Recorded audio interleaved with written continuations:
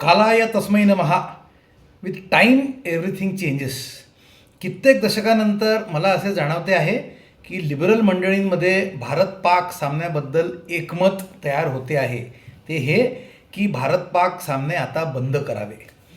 असे का झाले असावे, आज आपण या प्रश्नाचा मागोवा घेऊ. नमस्कार, माझं नाव अजय सुदामे, तुम्ही बघत आहात निव्वळ राजकारण. तर पाकिस्तान या देशाची अवस्था अतिशय वाईट आहे. म्हणजे तो भारताशी एक क्रिकेट सामना हारला म्हणून मी असं बोलतो आहे असे समजू नका.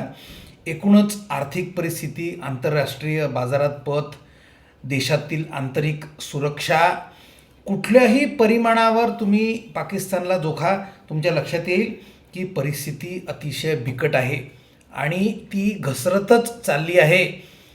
कालचा T20 वर्ल्ड कपमधील त्यांचा दारुण पराभव त्या दयनीय परिस्थिती हायलाईट करतो आणि म्हणूनच भारतातील लिब्रांडू मंडळींना हे सामने आता नको आहेत.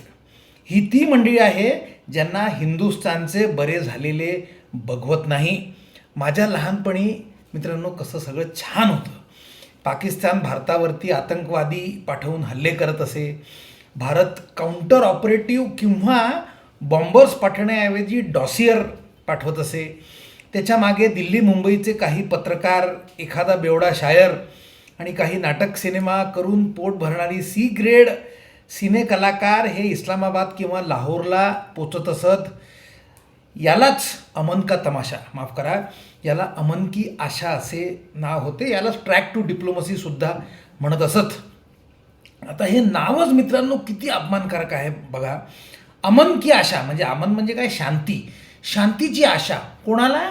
भारताला. एवढ्या मोठ्या भारताला शांतीची आशा या एवढ्याशा झाटभराच्या पाकिस्तानकडून का?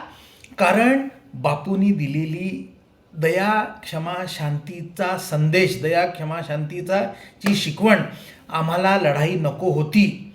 क्रिकेटच्या मैदानातून लढाईच्या रणांगणात जायला नको. पण मुद्दा काय की या सगळ्या व्यवहारातून पाकिस्तान भारतापेक्षा कसा शूर, चतुर आणि घाग आहे, भारताची कशी जिरवत असतो हे चित्र तयार होत असे. आणि हे जेव्हा आपण पाकिस्तानपेक्षा सगळ्या दृष्टीने आर्थिक, लष्करी, आंतरराष्ट्रीय पत उजवे होतो. पाकिस्तान आपल्यासमोर अतिशय छोटासा देश होता. क्रिकेटमध्ये तर बोलायची सोय नव्हती. 3-4 दशकं मागे पाकिस्तान आपल्याला 10 पैकी 6, 7, 8 म्हणजे 70-80% सामने हरवत असे. अर्थात त्याचे कारण हे होते की त्यांची टीम आपल्यापेक्षा वरचढ होती.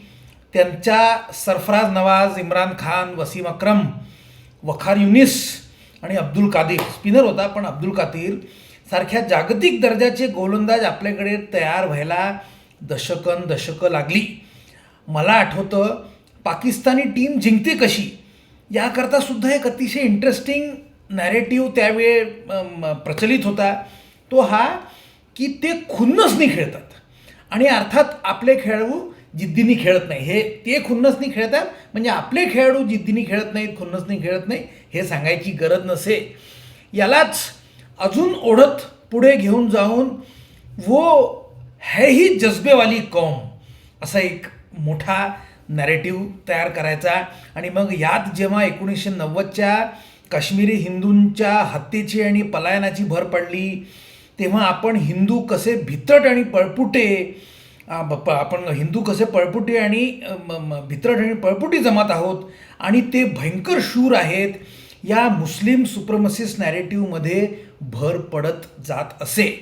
कारगिल युद्ध, IC-814चे हायजॅक, 26/11चा हल्ला, मुंबई बॉम्ब ब्लास्ट हे सगळे त्याच मुस्लिम सुप्रमसिस्ट माइंडसेटचा हिस्सा आहेत. हाच क्रिकेटमधून रिएन्फोर्स होत असे. जेव्हा पाकिस्तानी टीम जिंकत असे तेव्हा हाच माइंडसेट क्रिकेटमधून सुद्धा रिएन्फोर्स व्हायला मदत होत असे. आम्ही छोटा देश असलो तरी 100 करोड हिंदूंवरती भारी आहोत, हा त्याच्यातला एक सब नॅरेटिव्ह होता. हा ट्रेंड, ही सामाजिक शृंखलांची माला म्हणजे की ते खुन्नसनी खेळतात फॉर एक्झाम्पल, हा ट्रेंड, ही सामाजिक वैचारिक शृंखला, हा नॅरेटिव्ह या विजयांच्या, आपल्या क्रिकेटमधल्या विजयांच्या मालिकेनी तोडलेला आहे. मला वाटतं मागच्या 16 सामन्यांमध्ये आपण 15 सामने जिंकलेलो आहेत मित्रांनो. फार मोठी अचिव्हमेंट आहे. आणि काल तर पाकिस्तानचा पार धुव्वा झाला. 60 रननी हारले ते, म्हणजे 175 पैकी 60 रन, म्हणजे ते केवळ मला वाटतं 62-63% रन काढू शकलेले आहेत. तर इंडियन टीम किती चांगली आहे, नुसती जिंकलेली नाही तर इंडियन टीम किती चांगली आहे याचंसुद्धा यातनं तुम्ही मोजू शकता. अर्थात क्रिकेटपेक्षाही मोठा रोल हा जो सुप्रिमसिस्ट माइंडसेट होता पाकिस्तानचा, मुस्लिम सुप्रिमसिस्ट माइंडसेट, हा तोडण्यामध्ये क्रिकेटपेक्षाही मोठा रोल मोदींच्या परराष्ट्र नीतीचा 370 निष्प्रभ करण्यामुळे, सर्जिकल स्ट्राईक्स आणि ऑपरेशन सिंदूरचा आहे. हे विसरून चालणार नाही. आज इथेच थांबतो. व्हिडिओ आवडत असतील तर लाईक करा, शेअर करा, चॅनलला सबस्क्राईब करा. जय हिंद, जय श्रीराम.